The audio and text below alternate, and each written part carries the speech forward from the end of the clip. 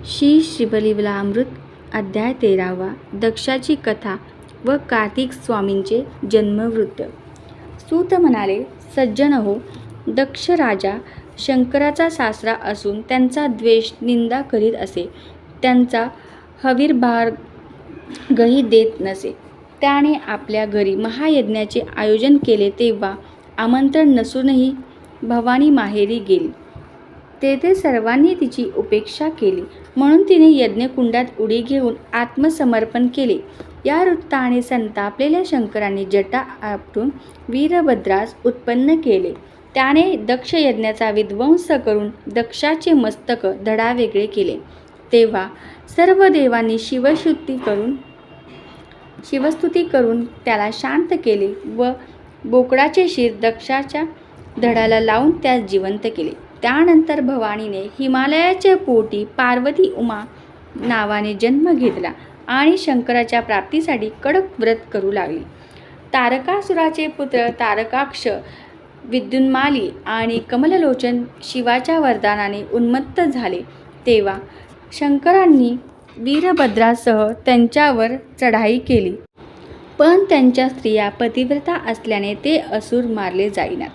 तेव्हा श्रीकरधराच्या बौद्ध रूपाने त्यांच्याकडे जाऊन त्यांना अपवित्र असे चार्वाक शास्त्र सांगितले. त्यामुळे त्या व्यभिचार करू लागल्या.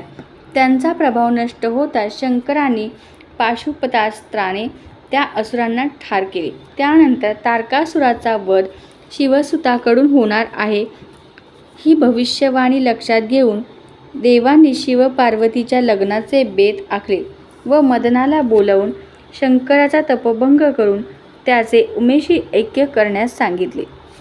त्यानुसार मदनाने शिवध्यानात व्यत्यय आणता शंकराने तृतीय नेत्र उघडून त्याला भस्म केले. त्यानंतर सप्तर्षींच्या सांगण्यावरून शंकर बटुवेषात पार्वतीपाशी गेले व शिवनिंदा करू लागले.